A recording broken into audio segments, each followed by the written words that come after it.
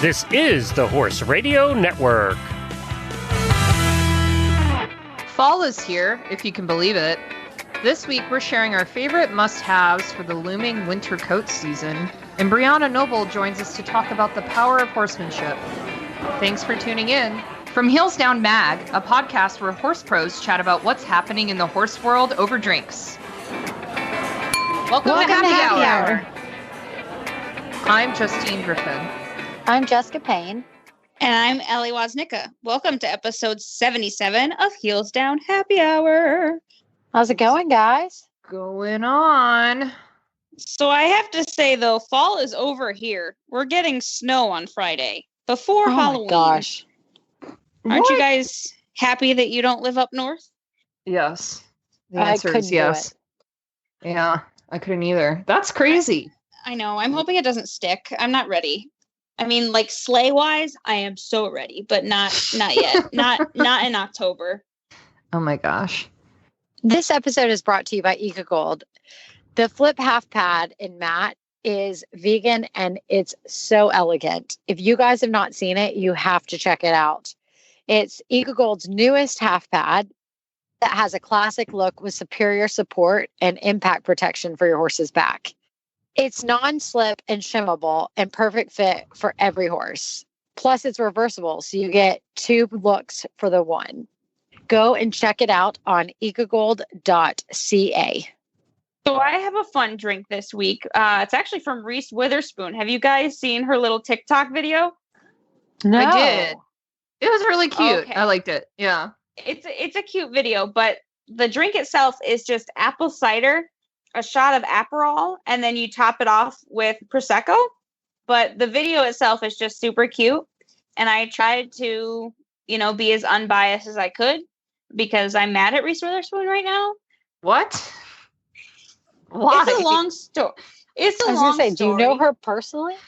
I do not. But she did this like contest to be a librarian as part of like her book club. And I applied and I'm still waiting on the results. So if you're hearing this, Reese, please hire me. Thanks. Bye. That's amazing. I'll send my video that I had to make for my entry. I'll put it in the group. I think it's pretty funny. I laughed at myself. Okay. Can't wait to see this. That's kind of scaring me. I'm not going to lie. Cats and ponies and poop. Of course there's cats. Not and my poop. Horse poop. So did you guys see, I have some pretty exciting news. Things are back, like we've been talking about, back up and running and kind of feeling a little bit closer to normal with the competition season. But Pau in France did just host the only 5-star of the year and had some great turnout. And surprisingly, a lot of competitors with a lot of like different people involved. We got to see some good horses back out. Laura Collette won on the London 52. And Piggy March, who was Piggy French, was in second with Tim Price in third. They all put in some of their personal best dressage scores. Like, it was incredible, some of the scores that they threw out this past weekend. So it's just really good. Congrats to all of them and everybody for having an awesome run at the 5-star level. And we're excited to hopefully see more, especially since we did just get an announcement that badminton is going to run in 2021. It might look a little bit different, and they're saying it might be, in quotes, behind closed doors. So we might not be open to spectators, but they're encouraging that it's actually going to run so that riders and people can start to prepare for it. So I'm really excited that 5-stars are coming back and that we're going to have some more, and competitions are looking really, really well. Yeah, That's it was really awesome. exciting. Yeah, to watch, the results come in over the weekend, just to have something to pay attention to again. You know what I mean? Like a big competition was fun. Absolutely. I have something on dressage. So I know, Justine, you wrote about this, I think back in the end of last year, where we talked about top hats getting kicked out and FEI enforcing helmets for all disciplines. Mm-hmm. And well, there's been some new developments in that. So it's still all set to go ahead, the ban in the beginning of 2021. But there's been a lot of pushback recently that, top riders are still asking that they be allowed to, keep it because the top hat is an important part of their like sports identity. And they don't want it to be outlawed for like 4 and 5 stars. And actually, Jackie Brooks, who we've had on the podcast, she made a really good comment about it that I think, I think sums up the way that I feel about it as well. She said, we have young people in the sport that emulate these top riders. They want to look like these riders. They want to be able to ride like these riders someday, and they want to dress like these riders. And the last thing we need is for, the top riders to set a bad example, and end up hurt because they wore a top hat, to be like the champions of the sport. Yeah, I really agree with that too. I mean, Jess, have you ever worn a top hat? I just feel like they're just becoming less and less relevant anyway. I have years and years ago. And honestly, it took me so long to put my hair together for the top hat when the helmets Really? came out. Oh, it was like a 45-minute process. I had to bobby pin my top hat to my head and my bun. Like, I just have so much hair. And even though I had a top hat like fitted specifically for my head and everything, it was a hassle because I guess my head's like shaped weird or something because it didn't fit like it just would kind of blow off. So I'd have to like bobby pin the whole thing to my head. It was the biggest process. So not only when the helmets like started to kind of, it was at Kentucky one year was the first time I remember not wearing my top hat and putting my helmet on.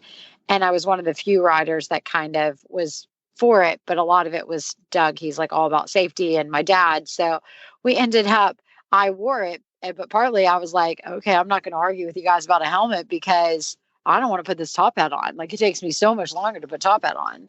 But it was only for a couple years that we really wore them, for me at least at the FEI. I was very quick to jump on the helmet bandwagon. So for me, it's like, the hunt caps and stuff like that it's kind of seeing its days are over and you're going to see a lot more different helmets and the MIPS clips and all that technology that you're going to really see a lot more people in just helmets and not top hats for everything. I feel like it's hard for the outsiders to take us seriously if we don't take our own safety equipment seriously. You know what I mean? Like top hats are such an easy thing to make fun of for somebody who doesn't know the sport and they see us in the Olympics and we're wearing, Butler top hats. I understand that there's a long history and tradition with that look, and I still respect that and think it's great. But I mean, why wouldn't you wear a helmet? I feel like we've entered an age where safety is so important, and people unfortunately have learned the hard way that like wearing a helmet can save your life. So I think it's funny that people still wanted to petition to keep it around, like there are still diehard people out there. But yeah, well, and they argued too that there haven't been any serious accidents in that level of competition, which, you would hope obviously that the top riders of the sport wouldn't have those accidents as frequently, but at the same time, it doesn't mean it can't happen. Right. And what I think is interesting is there's still disciplines that have exemptions. So like vaulting doesn't need or require safety helmets right now. And still in driving, it's only mandatory for marathon drivers and grooms, which I think is interesting because I think driving is super dangerous. I mean, as someone who's done it with a lot of babies, I guess it's more dangerous than really broke driving horses.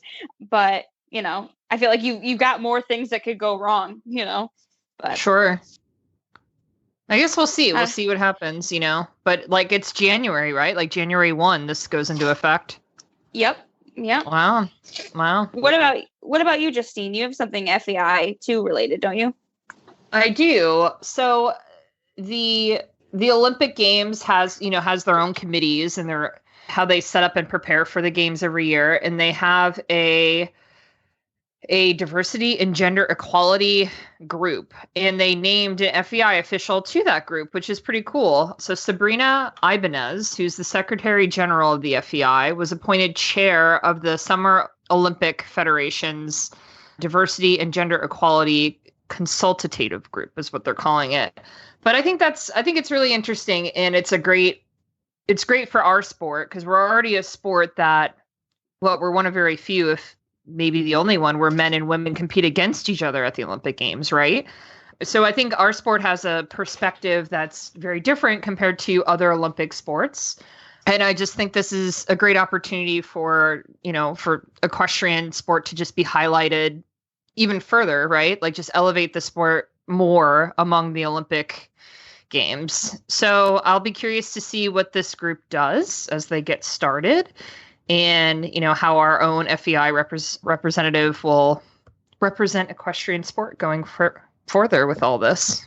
Yeah, that's really interesting. Yeah. Just a shout out to everybody who's contributed to our Patreon. We really appreciate you guys supporting our show and helping us continue to produce it. So if you are interested in contributing to our Patreon, go to www.patreon, that's patreon.com/heelsdown. All right, guys, I wanted to ask you a couple of questions since, Jess, I know you are also in a warm weather climate most of the time, but it's still fall. Horses' coats are changing. It's almost blanket season. Ugh, I don't even want to think about it. But I wanted to ask you, what are your must-haves in the barn in terms of grooming products, cleaning products, anything like that you have to have on hand this time of year, like as we start getting into colder weather? Ellie, do you want to start since you are basically our cold weather expert? Right. Yeah. Sorry for everyone that actually lives north of Pennsylvania because I'm as high up as we go. So my biggest thing is, especially where I'm at, it gets cold so fast that I don't blanket as much as I used to, which is interesting to me. I let them grow more of a coat just because it gets so cold here. Like, I mean, in the negatives and with wind chills, since I'm on a freaking mountain, I don't blanket them really until it gets like 38. And then I'll start putting sheets and stuff on because I'm like, you got to get used to it, But I think my all-time favorite product that I need every fall, especially since it gets so muddy, is my Cavallo boot, because this is prime shoe pulling weather when it's like kind of slippery. And for some reason, Berkeley loves to pull his shoes this time of year. So that's what I like, because then I can still put them outside. Do you guys have those? I know what they are, but I've never used them. Yeah, I've never had to use them. They make my life so much easier because if like my farrier can't get out till the next day, I just like throw it on, throw the horse out, and he just wears his little sneaker while I look for the shoe. Yeah, that makes sense. Yeah. And then in terms of like, we're going to look forward to shedding. Biggest thing, dryer sheets, because I hate static. Drives me crazy. So I like keep them in all like my brush bags and stuff, and I like rub them on me so I don't like get as covered in hair. Plus they make me smell nice. Which not that anyone smells me because I have a barn all by myself, but that Matt probably is like, why is she rubbing dryer sheets on herself? Amazing. But that, and then I recently, my mom got me for Christmas one of those like Groom Ninja things where it's like a shed blade, but it's like a piece of wood instead of like the traditional like shed blade. And I like that a lot just because it's easier on my hand. But what about you, Jess? I'm sure you probably do more blanketing and stuff. I'm just we kind of do feral up here. Yeah, we start clipping like right away. And our favorite clippers are the wall clippers that honestly, I don't even know what the model is. I'm terrible about it, but they look like normal, like small clippers in your hand. But we have like two of them and they can rotate and everything. And we use those with like a T10 or T84. We've been going back to the T10s and we really like them, as well as like it's just easy to do their whole body. I feel like the big ones, I have kind of smaller hands, and not that I haven't clipped anytime like soon, but I feel like they're just kind of harder to clip with. So all of our girls seem to like the smaller ones that are kind of like in your hand with a cord. I'll have to look up the model because I'm sorry, I'm terrible and didn't have them. But we love like the wall ones of those. As I for think it's blankets, the KM10s, right? the I've talked to Courtney. KM10s. Yeah, Yes, the yeah. I've talked KM10s. to I'm Courtney like, one about of them. you guys will probably know more than I do because I'm terrible. I just know I have to like send them off to get, because what we do is like once a year we get our clippers like refurbished type thing so they last longer. So I send mine off to like, I think it's called Huff's Wholesale Clipper Service. It's in like Missouri or something, and they do a great job. They like refurbish it if they have to like fix little cords or whatever. They seem really reasonable on price, and they make our clippers last a whole lot longer. So I mean, because Courtney clips something crazy like 150 a year or something crazy. Like it's nuts. Like she clips 150 times for one season or something. So we clip way a lot. But anyways, as for blankets, we have found anything that has a neck. We use light, mediums, and heavies. We love the Rambos, but I know a lot of people use all kinds of different things. The one thing that we recommend in our barn is that they always have necks. Because if you spend all this time clipping and you then just put like a half sheet, like the sheet with no neck, then their neck gets hairy and you have to clip again in like a week. So it makes the clipping last a lot longer if it's all the way the neck, because the mediums and the heavies have fill in their necks. So it's the same kind of weight all through the blanket. So that is like our biggest thing. Everybody has to have like light, medium, and heavy turnout with necks. And that's like our biggest kind of, not hack, but just the tip I say for blanketing, if that makes sense. Sure. That's interesting. See, I blanket so infrequently too, so this is all new to me to hear. Yeah. So do you clip right away though? I do. Like I already clipped. I clipped like in September. But you get down to 30. Sometimes, yeah. Like when I lived in like northern Florida, yeah, you'd get a little bit more of a cooler weather like earlier in the season.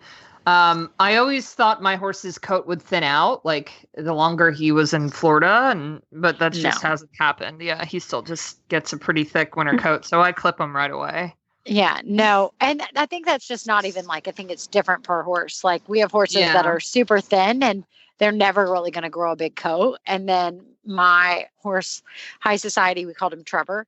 He had to get clipped every 2 weeks almost. He was so hairy. He had like a pony mane and tail, and he had like the biggest fur you could ever think of. So if he started to get like a little bit, we'd have to clip like in the middle of show season, probably every 2 weeks. It was ridiculous. And I'm talking, he wore all the blankets and everything else, and it was ridiculous. And then the next couple have been a lot easier for poor Courtney, but that was probably the worst one I've ever had. His coat was so bad. Wow. Yeah, see, now that I don't show as frequently, I'm not doing full body clips. All I do are, fetlocks so they don't get like icicles hanging off of them. So yeah, it's more of a make my life easier so the mud's not there and easier to clean and stuff like that. No, we clip legs, everything all the way up. Oh my goodness. Yeah. So opposite. I just hate the shedding part, like when they're growing out their next coat and there's just hair everywhere. That's what I hate. And I just, I've tried all the different things, like the shedding blades and all that stuff. And I just honestly think just a good curry comb is what matters most to me. It's just I curry a ton. But other than that, I don't really this time of year is our best time of year because it's less fungus stuff because it's drier. It's better for their feet here. So this is the better time where their coat and their hooves are less maintenance. So I don't have a ton of must have except for the few blankets that I have. My trainer likes for us to keep, a lightweight, almost like a rain sheet. And then the most I have is probably what you guys might consider a medium weight blanket. Like the 100? Maybe if that, and then I have a cooler, that I keep in my blanket bag, and that's it. And then I have one nice stable sheet that I take for shows. Oh, you know what else that I just remembered that I think is a must-have for this season are those Irish knits, like the waffle. Oh, they're sheets. great. Yeah, those are great. I like them too. I forgot. Yeah, especially we use those all the time. Yeah, especially for me since I'm trying to keep their coats on. That's such a nice thing to do because I feel like it takes some of the work out when I'm having to towel dry them and stuff like that after when they get all sweaty. No, Right. for sure. Definitely. Waffle sheets. Irish knits. I actually made one for my dog. Fun fact. Aw, She of course smells you bad did. all the time. I'm just waiting for you to That's make one for amazing. your cat now. Right? I made think my the cat a cat needs sweater. one. Did I not send you guys a picture of the sweater? No. No? All right, we missed I'll post this. it in the Facebook group. She hates it, so I gave it to my friend who has one of those Sphinx hairless cats. But I did make a cat Oh sweater. my gosh. Oh my gosh. All right, everybody. I'm really excited to introduce our guest this week, Brianna Noble. You might remember her name from when she was on our diversity panel earlier in the year. Brianna is the founder and owner of Mulatto Meadows, which is an equestrian business dedicated to expanding the accessibility of riding and horsemanship to communities historically excluded from the equestrian world. Brianna is especially passionate about introducing horsemanship and riding to youth of color and economically disenfranchised populations through her program called Humble. And Brianna rides and trains horses, and she rides both English and Western disciplines. Welcome, Brianna. Hey guys, thank you so much for having me back on. I'm super excited to be here. Yeah, Welcome. we're so thrilled to have you back. So the last time we talked to you during that diversity discussion, I remember clearly that you mentioned that at one time you wanted to be a show jumper. Like that was what you aspired to do when you started riding. And I'm just curious, what diverted you from that path? Money. Yeah. Very plain and simple. It's very, very expensive. And so it's something that even though it was my dream and passion, it's kind of my childish little dream to say I wanted to be the first Black woman to compete in show jumping in the Olympics. But to me, it's really just a dream. It's not something that's even in line with ever being attainable. Just thinking of the cost of getting out there being more than the cost of all of my bills and my household and business put together. Right. I hear you. So I have a question. I ride English and Western too, and I found that a lot of people in the English riding world kind of know nothing about and are kind of gun shy about the way that the Western disciplines work. Do you think that's a detriment? I definitely do. I think we all have something that we can learn from each other. And the really cool thing, or the really cool way that I think is personally like not all that different. For me, horsemanship is a language that transcends all disciplines. So at the base of everything that we all do, it's supposed to be horsemanship. And when we look at it like that, then pretty much all that we do is simply a change of tack and style. I like that a lot. Me too. That's a great way to look at it. And so, like, you talk about horsemanship and stuff. Like, what does the practice mean to you in that sense? I think for me, when I try to describe horsemanship or riding or anything like that, is I think of everything that I do with the horse as having a conversation. And whenever I have a conversation with anyone or anything, my goal is to just have a better conversation. I want to be clear. I want to be concise. I want to be to the point. And I want to be sure that I am understood. And so for me, horsemanship is just basically trying to have a better conversation with your horse each time you deal with them so that you guys understand each other clearly. And then if you understand each other clearly, then you get your job done well, whatever that job may be. So you talk about like understanding clearly. Well, obviously there's bumps in the road and you become with problems.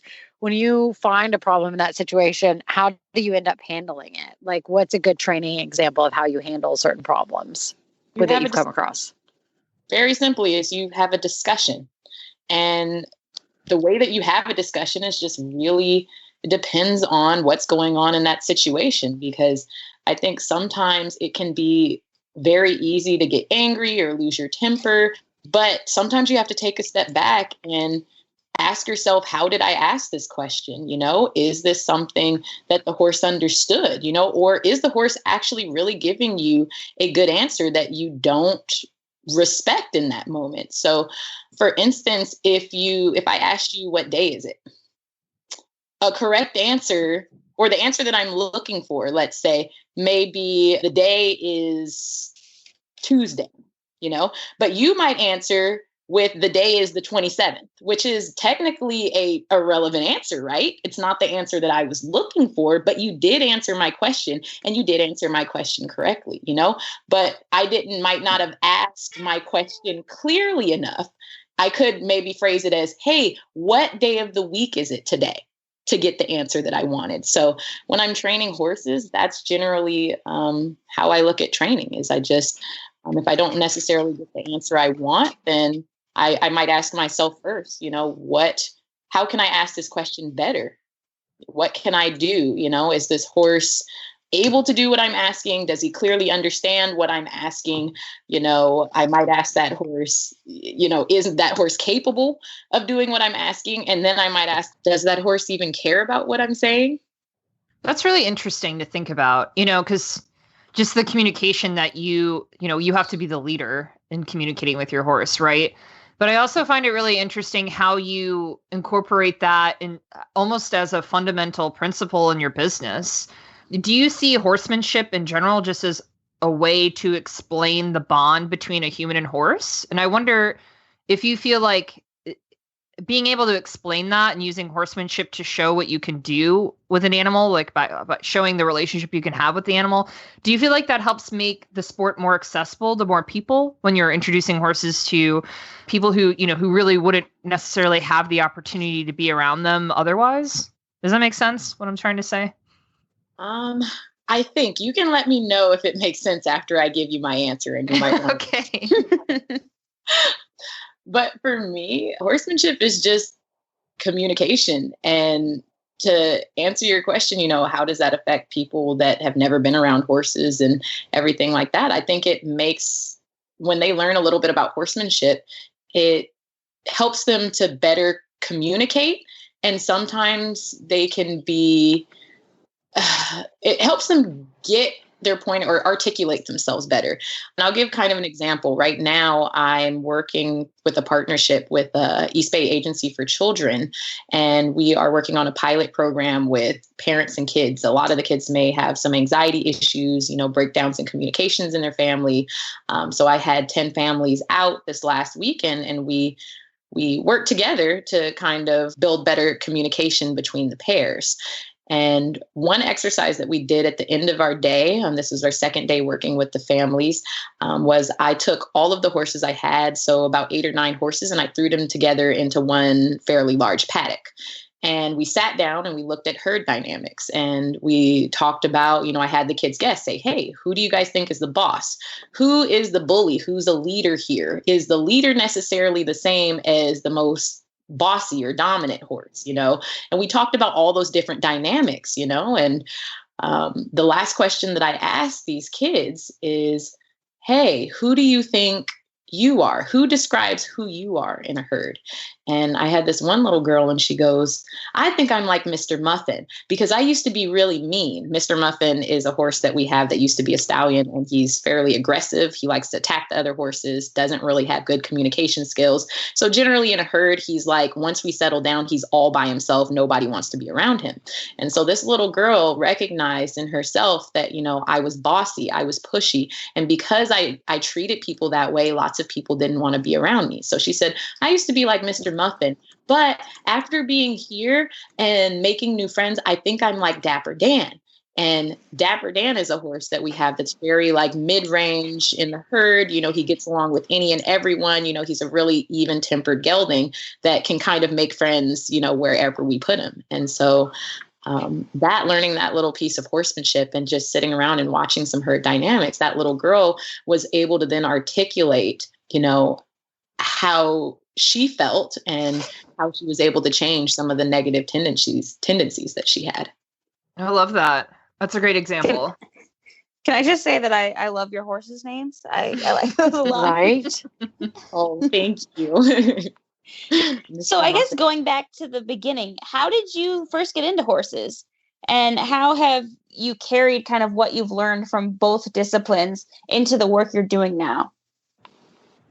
Well, I started out riding really young in the hunter jumper world, and I started because my big sister was riding, and my my parents didn't really have money to send me to daycare. And my sister was working, cleaning stalls and stuff at a local barn for her lessons. So I got to be her little shadow and follow her everywhere. So that means we would take like 2 or 3 buses and take us a few hours to get to the barn, and we'd get there and spend the whole day there. And I was that little kid that was peeking around the corner, pretending like I really didn't care. But, I was peeking around the corner, watching my sister jump. And I was like, oh my God, that's like the coolest thing ever. And so from there, my love of horses really sort of blossomed. And, as I got older, my parents, paid for me to ride and jump a bit and everything like that. And then when I became a teenager, that money sort of dried up, and I had to just figure out how I could keep being on a horse, So it really boiled down to me like finding a little part-time job at like 13, 14. And, I used to buy my single bale of hay and roll it up onto the bus and everything on the wheelchair lift. And, I'd make that get it out to my horse and everything. And I, took care of her like that. And I just tried to take every opportunity I could. And I didn't care what I was sitting on. I didn't care if it was, a mule or a donkey or, somebody's match racing horse, or whatever anybody would let me ride and would teach me something, then I would ride it. So I rode a lot of not nice, very dangerous horses because I always had a very sticky butt. And so a lot of what I learned, a lot of the good lessons I learned came from trying to avoid pain in very dangerous situations, honestly. Oh my gosh. So I got sounds like Justine and her Craigslist adventures. Yeah. That is definitely what it was, and I've worked for a few trainers here and there, and, just basically I always got tossed everything that nobody wanted, and I just had to make the best of it. And so that's what I did.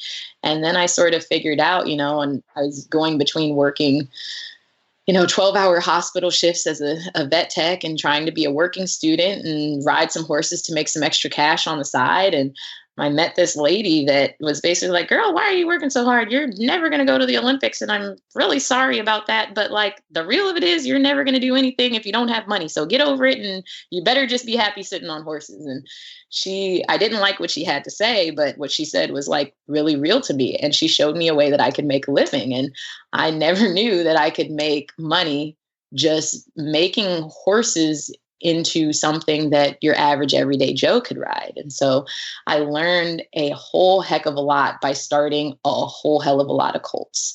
So I'd pick up those Craigslist horses that, nobody had touched, and I'd look for those feral herds that somebody was dispersing when someone dies or something like that. And I'd pick up those horses that nobody wanted.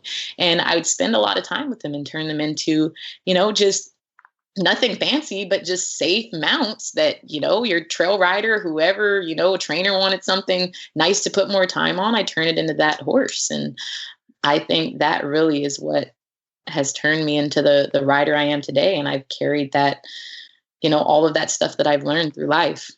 Wow. Well, Brianna, thank you so much for joining us. This has been awesome to chat with you. Thank you so much for having me. I really appreciate all you guys putting this together and having me on. So guys, I know we've talked about it before, but it's fall season, which means it's bubble bath season, which means you guys should definitely get some soap for dirty equestrians because it's all things fun and horse, but also they smell delicious. Personally, I like Upper Level Goals, which is like a lemongrass. It smells super good, and I keep having to buy it because my boyfriend keeps stealing it. We also have our lip balms now too, which smell delicious. You can have nice moisturized lips in the bubble bath while using soaps for dirty equestrians. So that's fun. Check out our shop at shop.heelsdownmag.com. All right, Jess. So I just did my first event since the pandemic over the weekend. Nice. And I wanted to ask, we had a great time. Mikey was fabulous. But something I noticed, my horse is the fittest he's ever been. And it's, he's doing novice. It's not like I'm asking anything too strenuous of him. But it was a really unseasonably hot day. And it was a 1-day trial. So he had already done his dressage test, jumped around stadium, and then we did cross country. And about halfway through the cross country course, he was just like roaring. And he's not that type of thoroughbred.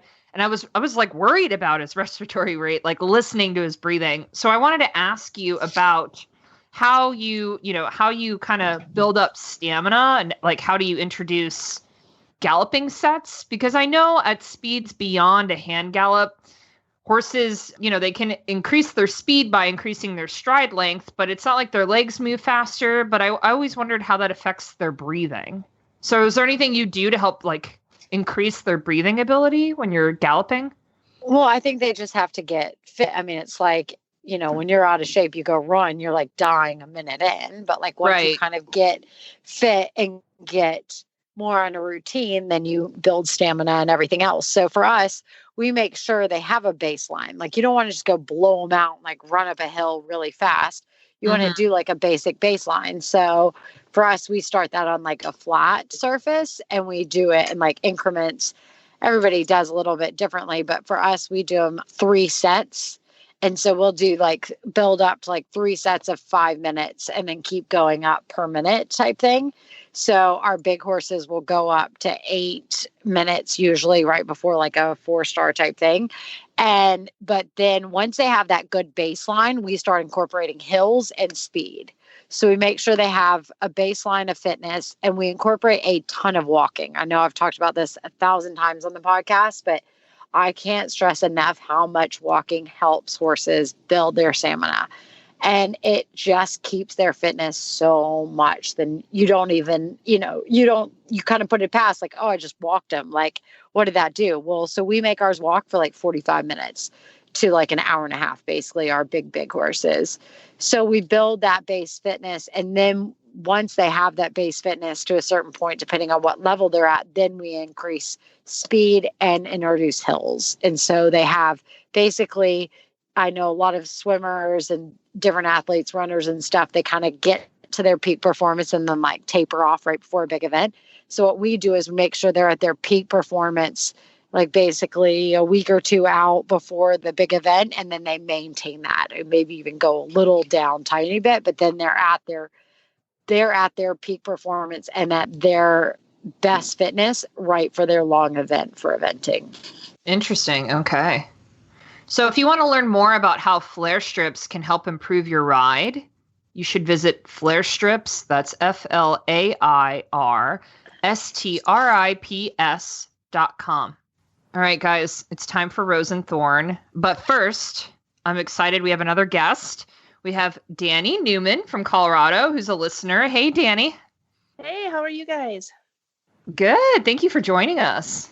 Yeah, totally. So before we get started, since this episode is coming out around Halloween, we were going to reminisce on some of our best and worst Halloween costumes. Do you have a good one you can share with us? I remember I was super excited when I was a kid to have this elephant costume, and my mom had no idea how to make an elephant costume. So it was pretty much like gray sweats from Walmart with this weird bendy trunk. And then I got chicken pox on top of it. So I was, and from the car hanging out at the school, like waving at my friends with chicken pox all over my face and this bendy snout in a gray tracksuit. Oh no. Like, I don't know how to describe how bad it was. Aw. Yeah. It was a bit, yeah. That's probably my worst one. So, Jess, do you want to describe the Doug costume you just sent us a picture of? Well, that would be the worst. I'll start. I guess I can start with that one. Then I'll go to the best. Okay. So, Doug, this is, probably 7, 8 years ago, something like this. Doug decides he is going to be the banana hammock costume or something like that. And I'm telling you, it's literally as bad as it sounds. And it's a suit, right? So like he puts it on and it's got like fake chest hair, fake belly, fake like Speedo looking thing, everything. So then he goes and gets this like old pair of like they've gotten so bad. They're almost like white looking jeans, but they're like jeans. And he cuts them off so short and then ties them with baling twine because he thinks that will be good. but they're like sort of open-ish. So when he's and then he puts like this Hawaiian shirt on with it, and he wears this awful like orange trucker hat. And I took makeup and drew on a fake beard and goatee and all this, so he looks super, super special. And then we go to the bar, and I can't tell you how many people turn and look and are like, is that a real person or is that a costume? Please tell me there's pictures. Oh yeah, I just sent him to Justine. She's like, what? There's something else. Yeah, There's something. Doug in a whole new light. Because then he thought he could beat it a couple years later, and he wore the blow up horse outfit. He was a horse, a rider on the horse. So he had this massive blow up horse that he walked around the bars in. And I'm like, how we even gotten kicked out of these bars is beyond me, actually. So those were, they were something. And I would just always go in like plain costumes. Like my probably best costume I ever wore was when I dressed up Hudson as a lion, and I was like a scarecrow, like from Wizard of Oz, so like cute. But Doug's best costume, we just like dressing up Doug basically, apparently. Doug's best costume was, there was a Grand Prix during Halloween one year, or like right around Halloween time, might not have been on the weekend. And they were doing a costume contest. So Doug is a huge Patriots football fan. And we have this mare that's like kind of like bigger, like she's like a big stocky mare type thing. Great show jumper, but like stockier. So we were looking at different costumes, and Doug's like, I think she should be Tom Brady and I'll be Bill Belichick. And we went all out. We got socks, like Patriot socks, like so that you like wear all the way up. We put white socks all the way up to her like knees. On the front, we painted shoes on her feet, all 4 feet painted shoes, like took black things, took the black, you know how they do like the things under their eyes, did that under her eyes, gave her a bonnet, a Patriot bonnet. She had a football on her breastplate. We decked out in Patriot stuff. We drew like the number, I think Brady was 13. I really don't know. I'm really not a great football. I love football, but I'm not really good about the numbers. And then Doug dressed up as Bill Belichick and had like the helmet. It was hysterical. And he jumped the first like 4 fences with Bill Belichick always wears his like hoodie up over his hat. And so Doug did it over his helmet. It was funny. Oh my gosh. So yeah, we're big Halloween people apparently here. I wish I dressed up more, but I haven't ever really dressed up as an adult too much. I more go out and get drunk and look at other people's really incredibly. Oh no, you got to dress up. It's the one time you could be fun. Like, yeah, you could be like the trashy whore that's not the trashy whore, or you could be like the opposite. Like you could be like the childhood princess. That's really not appropriate as an adult, but it's super appropriate on Halloween. Heck yeah. Oh my gosh. I play dress up every day. I'm excited for all the Joe Exotic costumes this year. Like, there's going to be Joe Exotic in every bar. Oh, that's what Matt and I should go as. There you go. Can you go as Carol Baskin? Oh, I am Carol Baskin. Hey, all you cool cats and kittens. You could very easily do that, Ellie. Oh my gosh. It would be so good. It would be pretty okay. If you win beer at a bar, you have to give me credit. Yeah, exactly. Okay. We need the shout out. Okay. Yeah. So I have to say that my best Halloween costume, like for a costume class, this one time when I first got Berkeley, I went as Batman in the Batmobile. So I dressed up as Batman, and I put like tires on his front end and his back end.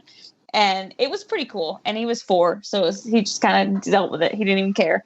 But the year after that was like right after Miley Cyrus came out with that Wrecking Ball song. Oh my, did you do that? I did. So I wore that a is nude amazing. Suit. That's pretty incredible. A nude suit, and I had this long like Lady Godiva wig, and I chopped it all off. So it was like Miley Cyrus's hair. And then I had created this like hula hoop ball thing that I was going to put on Berkeley. but that like I just couldn't get it to work. So I had this just gray blanket over him, and then I had this stick that I wrapped a chain around. And so I held this stick over him, and then I had my sister lead me, and I had her play the music, and I was like lip syncing. So that I think is my claim to fame. I have photos of that. I'll put that. I was going to say, yeah, we definitely need photo evidence of that. Oh, holy moly. Yeah. It was my best thing. Also, the nude suit didn't really fit well, so it's quite a sight to see. Oh my gosh. Well, on that note, I think we need to like transition into Rose and Thorn. Who wants to go first? Danny, do you want to go? Sure. Yeah. What do you got? I guess I'll start with my rose. So I finally got pictures from the first 100 pair pace I ever went to 2 weekends ago, and they turned out really awesome. But it was my first kind of air quotes show with my horse. It was pretty low key, but I have a Mustang and I live pretty much 3 hours from any show. And it was a big deal to go down there for the weekend and pair up with a rider at my trainer's barn and go around the course. And there were 25 jump efforts, and we did 21 out of 25. So I was super happy with that.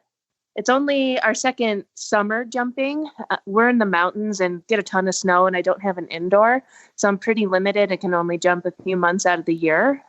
So yeah, I was super happy to end the season on that note. And it was like my childhood dream. Like Colorado was always so dry and sunny, and we woke up and it looked like we were in Ireland. Like these clouds had settled in, everything was wet. It was like these beautiful fall colors in the background and just really awesome. So that's definitely my rose 2 weeks later still. That sounds awesome. Aw. Yeah. So he was super brave, and that's all I could ask for. And then I was telling Justine via text, I didn't really have a thorn until about 15 minutes before I was supposed to be on here to record. My dog ran off on me and kind of caused some drama in the pasture, but we just got a foot of snow outside, and it's been this crazy cold snap for 2 days, and I don't have water heaters out. I was totally unprepared. So I went over to the water trough, and I'm like literally dropping boulders in it to break through the 5 inches of ice that formed. Gosh, wow. I get done dropping boulders, and I turn around and my dog's gone. And I've been working from home, so I'm in my pajamas, and even though it's 5 o'clock at night. And I run inside, get my jacket. He's down at the neighbor's house, got a buddy, ended up in the pasture, and my donkey saw him at the same time that I saw him. And donkeys are dog aggressive for the most part. Like they'll run off and kill coyotes and mountain lions, and that's why we got him. So we both saw the dog at the same time, and I like ran over to him, got between them, and was like a football player, like blocking the donkey and yelling at him to keep him away from my dog. So that was my drama 15 minutes before coming in to get on the podcast. Oh my gosh. Gotta love dogs. Oh my gosh. Yeah. But the donkey didn't get him, so I'm happy. You know, it was all good. Oh gosh. Ellie, do you have yours? I do. So I did my cow horse clinic a couple weekends ago with both my Western horses, and it was a lot of fun. Both of my horses actually took to the cows really well, and my little colt, his mom was actually there at the clinic. Oh, that's so cool. Yeah, and I didn't know how he would be because he hasn't been off the property or in a trailer really since I moved to my house.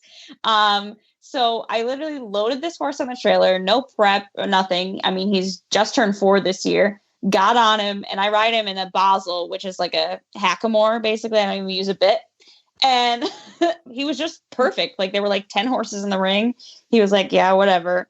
And I was really surprised. And he actually took off with me after a cow, which sounds bad, but it's actually a good thing in terms of, you know, making him cowy. But it was a lot of fun. So that was my rose. My thorn is that one of my barn cats, my lady barn cat, her name is Leia, brother to Luke, who is also a barn cat. She all of a sudden came back from one of her excursions. Sometimes she's gone for 3 days at a time, and I don't know where she goes, but she comes back. And she came back, and her belly is really big. Uh-oh. And I brought her to the vet, which is where I work. And I brought her in and I did a fecal test on her, and we, are deworming her even though her fecal sample was negative. So we're going to do some blood work and hopefully she's not pregnant. I was just going to say, are you going to have more cats? Well, so she's been spayed, but there are some cases where they don't get everything they need to get. And they still get pregnant. That would be your luck, Ellie. I'm terrified that this cat is, well, I also don't want her to be sick. It's scary because she's got this big pot belly, but I also I'm like, what's worse, to be sick or to be pregnant? I'm like, I don't know. I can't do this. I was like, if I have more cats, I don't know what's going to happen. I'm going to have a cat farm. I'm going to have a cat pasture. It's going to be like that cat commercial, like the cat herding commercial. It's the cat metropolis. Remember? It's the cat metropolis. Oh, God. So that's my thorn. Hopefully I can get her to feel better. I mean, she doesn't really feel badly, I guess. She just... hopefully she's just fat. Let's just hope she's fat. Oh, my gosh. All right, Jess, what do you got? So my rose is that it is... Doug always makes fun, but it's my birthday week / it's been my birthday month, but I like to celebrate especially the week. So this week is my birthday week and it's been fun so far. I've gotten some great presents and spent some time with some good people. So yeah, that is definitely my rose. It's my birthday week, and that I always love my birthday week because it's always Halloween as well. So fun. And then my thorn is that, if you guys can't understand or hear me, is that my sinuses and allergies have been on fire the last couple days. So I sound pretty amazing. So that is definitely my thorn, is that it's driving me nuts. And I just keep having to take sinus medicine, but I keep traveling back and forth from North Carolina, South Carolina, between Tryon and Aiken. And one place will be bad with allergies, and I get to the next one, I'm like, oh, it's a relief. And then it's flip-flop the next time. I'm like, oh, I can't get this under control. So that's definitely my thorn. Oh, my goodness. Well, I hope you feel better. Yeah. And happy early birthday. Yeah, thanks. Yeah, it's exciting. So 1 year older. Yeah. All right. So I don't know if I'm just going to make it my thorn. So sorry, Ellie. It's not really a thorn, but I had a dream about you. I had a dream about you the other day. Oh my gosh. And my dream was, we talked on the phone last week, Ellie and I, just about random life things. And I think that's what inspired this dream, Ellie. And so I had this dream that I was visiting you in Pennsylvania, and I had I flew into a little tiny airport and then had to drive in the snow to get to your farm. And I was, the whole time I was like, why am I doing this? This is crazy. And so I got to your house, and your boyfriend proposed to you while I was there. And he tied the wedding ring onto the cat to surprise you. Oh my God. That was my now I know it's a dream. Now I know it's a dream, because he would never touch one of the cats long enough to do that. That's amazing. I remember waking up the next morning why am I thinking about this in my subconscious? I hope you go. Well, if he pays somebody one day to put a ring around the cat, I hope that's how he does it. I felt in my dream he braided it into the hair, the cat's hair, which seems. Stop it. Stop it. So a funny side note on that. So Matt doesn't like the cats, right? He has a fear of cats, which is fine. Whatever. I have 6. In any case, we do scavenger hunts. Yeah, yeah. Hopefully not 6 more. We do scavenger hunts for each other. And one time, I put one of the clues underneath the fat cat on the couch, and he had to try to move it. It was the funniest thing I've ever seen. A side note, but oh my god, it's your presence underneath Pearl. Oh my gosh, he was that's not funny. He's trying to shoo her away with hawk gloves. All right. Well, what's your rose other than dreaming about me? Yeah. That's her real rose, is that she dreamed about you. Yeah, that I dreamed about you. It's hard to top that. But my rose is that I just very spontaneously got a tattoo last week, but You I still did? like it. So that's a good sign. Yeah. What is it of? What'd you get? It's an orange blossom on my arm. I'll send you guys a picture. Oh, I saw this on Oh, nice. Instagram. yes. You Floridian, you. Yeah. I don't know. I just like randomly felt like going, and it's like something where you have to go by yourself because of the pandemic. You know what I mean? Yeah. So it's not like you can even make it a social thing. And I was like, I'm going to go do this. And I just did it. So I think that's Okay. amazing. You got Aw. quarantine tatted. I did. That's basically, yeah. I did. reached out to a tattoo artist during quarantine about getting a floral piece on my inner forearm, and she hasn't reached out back. So I don't know if it's a good thing or not. But That's exactly where I got mine. It's my inner forearm. Yeah. Oh, I love that. Yeah. Yeah. I'm So hoping sorry, to reach Mom, this if out. you're listening to this, because I haven't told anybody yet in my Right. family. Oops. Oops.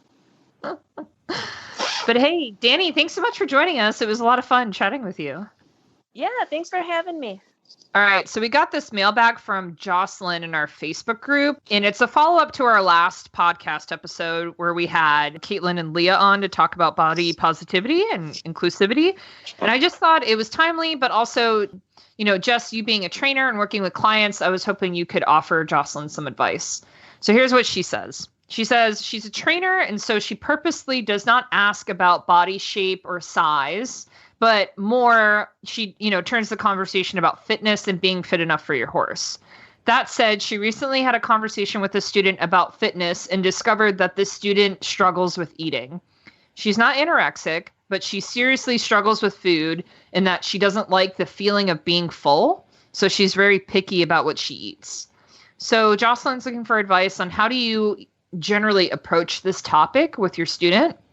And as trainers and coaches who should be, keeping what's best in mind for the horse and the rider, how do you approach the need to increase fitness regardless of someone's physical size or shape? What do you think? So for us, we try to kind of lead by example. And so we just kind of, say, look, we're going to eat healthy, exercise, just make comments, like not towards the people or whatever, but like Doug and I try to exercise as well as just not riding the horses. So we're always like, okay, well, we're going to, like to that, just showing them what we do on a daily basis. Like, okay, we're going to go work out. We're going to go do this. We're going to do, 10-minute exercise at the house just to get something in to feel better. And so then we talk about also, when we're on the road and everything else, it's easier to show them what we eat and everything, but trying to eat healthier, and no one's perfect, but like, we all want to have a piece of cake and all the rest of it. But like, just by saying like, hey, like, just leading by example, we are big breakfast people. So like when we hear people that are like, oh, I didn't eat breakfast, we're like, that is not healthy for you, right? Like it is so much healthier. You will feel better if you eat breakfast. Doesn't matter if it's a banana, doesn't matter if it's a Cliff Bar, it doesn't matter if it's something simple, eat some type of breakfast. And so we just try to really do it by, putting it out there and saying all this. So like maybe it kind of feels repetitive and they kind of pick it up and it's like, okay, well, let's go for a walk. Let's, just things that like try to keep people moving and keep people, having good habits and good healthy habits. That's good advice. Yeah, I like that a lot. Yeah. And I like to think like being at the barn, it's not just on the trainer to help with this, but I feel like you are almost subconsciously influenced by the people around you. Like when I go to a horse show, I bring enough like fruit and snacks for everybody, in my cooler. And like we share and like, hey, Yeah. you're about to go run cross country. Do you want to eat this tangerine before you go? Like quick energy, get something in your stomach. You know what I mean? Like I feel like with my friends at the barn, like we share that, and then like we'll have a White Claw when we're done with the horse show, but it's, it's like a give and take, Yeah, Um, right. Like here's my glass of wine, but here's my banana. That will even itself out. Right. But that is hard, and I can see how it's tricky coming from a professional standpoint, Yeah. But if you have goals as a rider, I feel like you've got to take your diet into account, like 100%. when I eat better, I ride better generally, Yeah. I mean, like for me to go around like a big cross country, I was having to do a ton of exercise on top. I mean, we've talked about this about fitness of the horse and the person that's riding it, of the rider, that we used to have to do. I used to have to personally do a ton of extra fitness to be physically fit to keep up with my horse. So I didn't get off cross country like feeling kind of I'm dying. Yeah. I mean, I feel like that doing novice. So I can't even imagine. Yeah, definitely. Guys, I canter once around the arena after I have a piece of cake and I'm like, I don't know if I'm going to make it around again.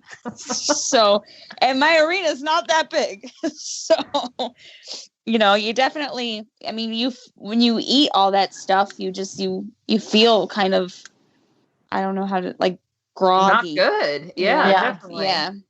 And I feel like our sport is weird that not everybody talks about it like an in athletic endeavor. Yeah, but you got to think you are an athlete. If you're expecting your horse to go jump around even just a 3-foot course, but you're going to go do a whole 100 division, you know what I mean? Like, you need to be fit for your horse. It's part of it, you know, it's part of being successful, I think.